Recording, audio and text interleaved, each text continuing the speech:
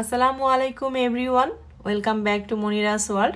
নতুন একটা ব্লগে আপনাদের সবাইকে বরাবরের মতো ওয়েলকাম করছি। আশা করছি আপনারা সবাই ভালো আছেন, যে যেখানেই আছেন। আজকের ব্লগটি আমি শুরু করছি। আমি বিছানার চাদর কিনেছি, সেটা দিয়েই একটু বাইরে গিয়েছিলাম। তো ঈদের জন্য ভাবছিলাম বিছানার চাদর কিনবো। তো আজকে একটু বিছানার চাদর কেনার উদ্দেশ্যে বের হয়েছিলাম। দুইটা চাদর কিনতেও পেরেছি। ব্লক প্রিন্ট করা এই চাদরগুলো আমার খুব ভালো লেগেছে, একদম পর্দার সাথে ম্যাচিং করা। তো বাবু রুমের জন্যই আনলাম, বাবু রুমের পর্দা আর হচ্ছে বেডশিট আর কি।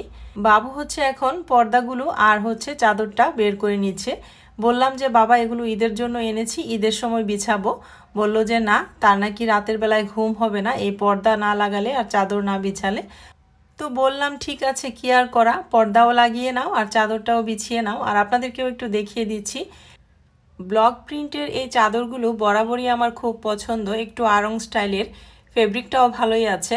আর ব্লকের সব কিছুই আমি অনেক বেশি পছন্দ করি। আগে অনেক জামা পরতাম, নিজে ব্লক করতেও পারি। তো এখন ডাইসগুলো কোথায় রেখেছি সব হারিয়ে ফেলেছি আর কি। তা না হলে আগে অনেক জামা, কলেজ লাইফে অনেক জামা ব্লক প্রিন্ট করে নিজের হাতে পরেছি, ব্লক শিখেছিলাম, মানে ব্লক করা শিখেছিলাম। তো যাই হোক, আমি কথা বলতে বলতে কিন্তু চাদর বিছিয়ে নিয়েছি। চাদরের সাথে দুইটা পিলো কাভার আছে, শুধু সাইড পিলো কাভার নাই, এটাই শুধু সমস্যা। আর পর্দাগুলোও লাগিয়ে নেওয়া হয়ে গেছে।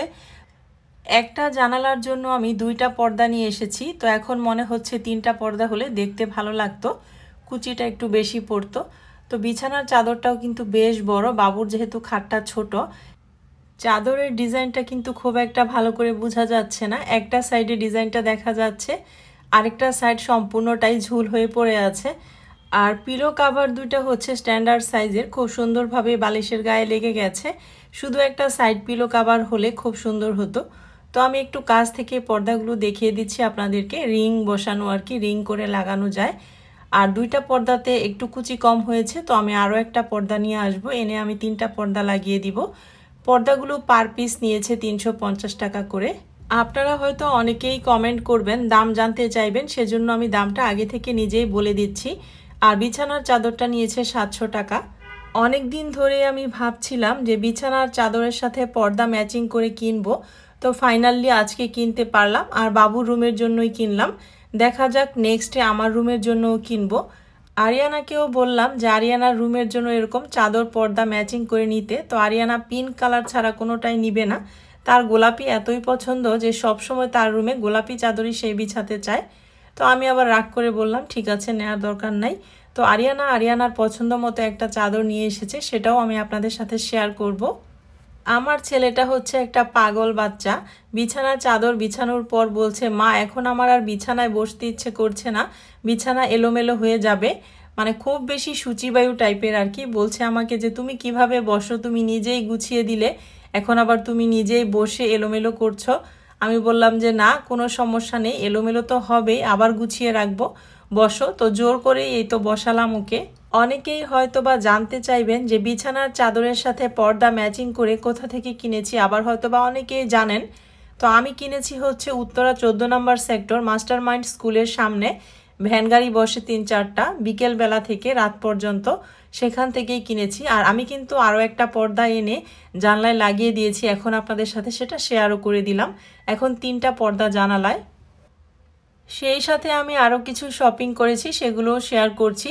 তো প্রথমেই আরিয়ানার বিছানার চাদরটা আপনাদের সাথে একটু শেয়ার করে নিচ্ছি। আমার হাতে গোলাপি কালারের চাদর বা কাপড় দেখে আপনারা নিশ্চয়ই বুঝতে পারছেন যে এটা আরিয়ানারই হবে। তো এটা আমার কাছে বিছানার চাদর মনে হয় না। এটাও হচ্ছে দুইটা পিলো কাভার আছে, সাইড পিলো কাভার নেই। এটার প্রাইসও 700 টাকাই নিয়েছে। এমনিতে কাপড়টা অনেক বেশি কমফোর্টেবল, আর দেখতেও সুন্দর, কালারটাও সুন্দরই আছে, কিন্তু একটু কেমন যেন গজ কাপড় টাইপের লাগছে, তাই না? তো যাই হোক, এটা হচ্ছে আরিয়ানার পছন্দ, আরিয়ানার বিছানার চাদর। তো আরিয়ানারটা নাকি এখন আরিয়ানা বিছাবে না, ঈদে বিছাবে। আর আমার ছেলে তো ওরটা বিছিয়েই নিয়েছে। তো এখন আমি আরও কিছু কিনলাম যে সেটা শেয়ার করছি। এখানে আমি হচ্ছে একটা মেক্সি ওড়না আর হচ্ছে একটা পেটিকোটের কাপড় কিনেছি। এটা হচ্ছে আমার বড় মামির জন্য কিনেছি। আত্মীয় স্বজনদের জন্য শপিং শেষ করেছি, তারপরেও মন চায় আরও অনেককেই দিতে। সামর্থ্য থাকলে আরও অনেককেই দিতাম। তো সামর্থ্য যতটুকু আছে সেই অনুযায়ী দেওয়ার চেষ্টা করেছি। আর এখন যে থ্রি পিসটা আমি দেখাচ্ছি এটা হচ্ছে আমার ছোট মামির জন্য কিনেছি।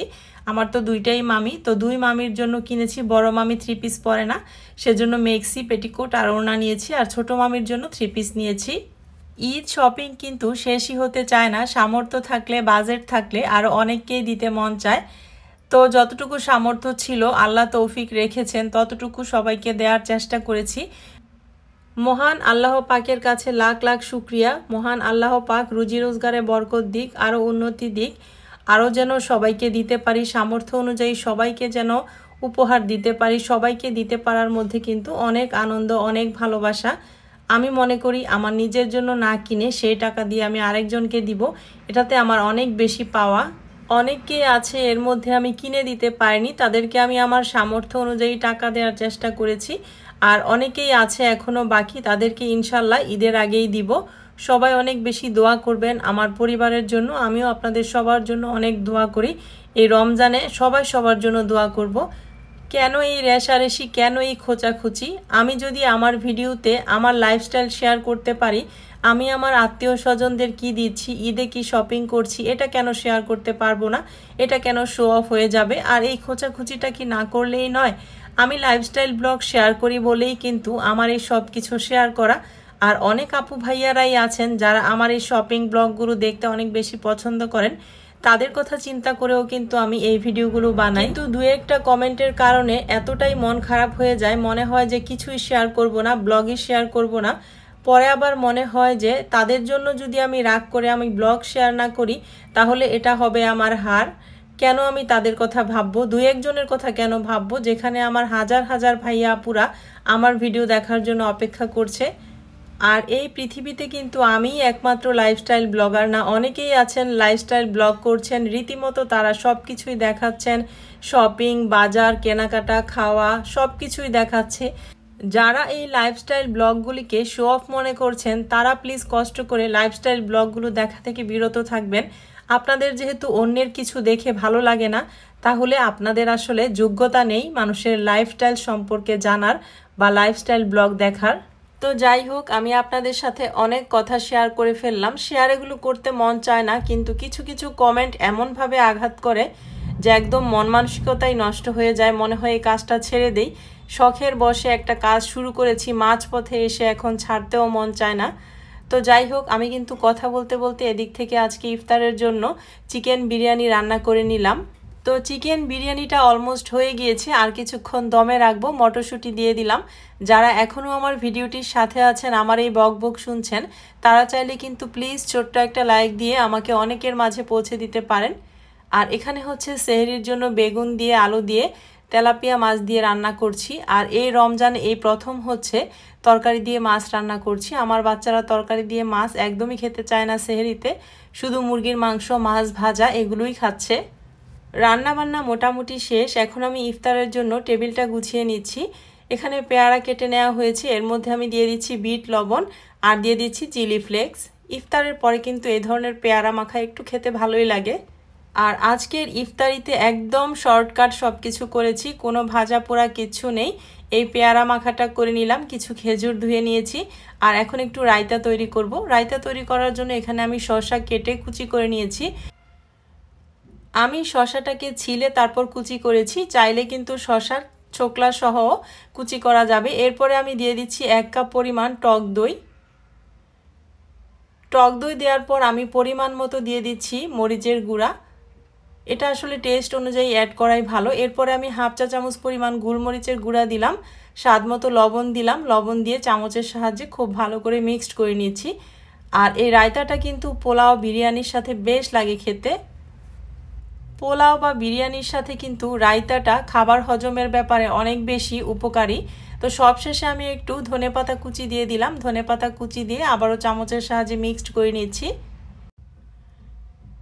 এই তো মোটামুটি আমার ইফতারের জন্য টেবিল গোছানো হয়ে গিয়েছে। আর এখন আমি চলে এসেছি কিচেনে বিরিয়ানি সার্ভ করতে। আর আজকের চিকেন বিরিয়ানিটা কিন্তু অনেক বেশি ইয়াম্মি লাগছে দেখতে। বরাবরের মতোই আমার হাতের চিকেন বিরিয়ানি বা বিফ বিরিয়ানি অনেক মজা হয়, আমার বাচ্চাদের কথা। তো যাই হোক, বাচ্চারা যেটা বলে সেটাই হচ্ছে আমার কাছে সবচেয়ে বড়। বাচ্চারা যদি বলে অনেক ভালো হয়েছে তাহলে অনেক ভালো, আর বাচ্চারা যদি বলে মোটামুটি তাহলে মোটামুটি। তো আমার বাচ্চারা বরাবরই বলে যে মা তোমার বিরিয়ানি খুব মজা হয়।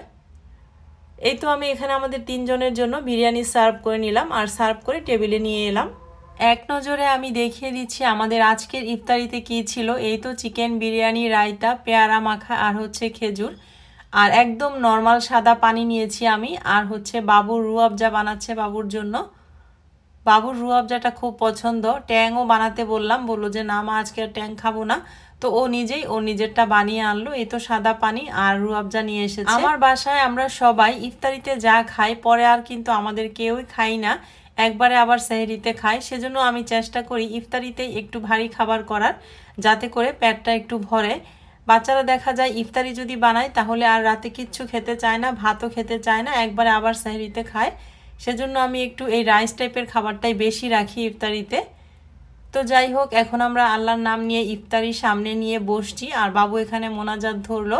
আমি আমার ছেলেকে বলছিলাম যে আল্লাহর কাছে চাও, ইফতারের আগ মুহূর্তের দোয়া আল্লাহ কখনো ফিরিয়ে দেয় না, আল্লাহ কবুল করে নেন। আমাদের পরিবারে কিন্তু আরও একজন সদস্য আছে যিনি রোজা থাকেন না, এই তো ময়না পাখি। তো ময়না পাখিকে সকালবেলায় একটা কলা দিয়েছি, একটা টমেটো খেয়েছে আর একটা পেয়ারার হাফ খেয়েছে সে সারাদিন। আজকে আর কোনো ভাত খায়নি।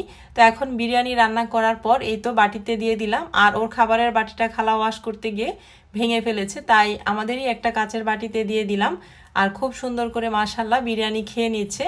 ওর আবার পোলাও মানে বিরিয়ানি এই টাইপের খাবার অনেক বেশি পছন্দের। ইফতার করে নামাজ পড়ে অনেক সময় রেস্ট নিয়ে এখন টেবিলটা ক্লিন করছি। আপনাদের সাথে ভিডিওটাই শেষ করা হয়নি, তো ভাবলাম যে এই কাজটা দিয়েই আমার আজকের ভিডিওটি আমি শেষ করব।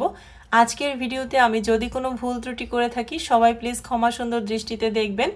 আর মনিরাস ওয়ার্ল্ডের নেক্সট ব্লগ নিয়ে আবারও দেখা হচ্ছে আপনাদের সাথে খুব শীঘ্রই। সে পর্যন্ত আপনারা সবাই অনেক বেশি ভালো থাকবেন। আর ভিডিওটি যদি ভালো লেগে যায় কারো কাছে, like, comment, share and subscribe করে আমার চ্যানেলটির পাশেই থাকবেন। আজকের মতো তাহলে আমি এখান থেকে বিদায় নিয়ে নিচ্ছি। দেখা হচ্ছে, কথা হচ্ছে আপনাদের সাথে নেক্সট ভিডিওতে। আল্লাহ হাফেজ।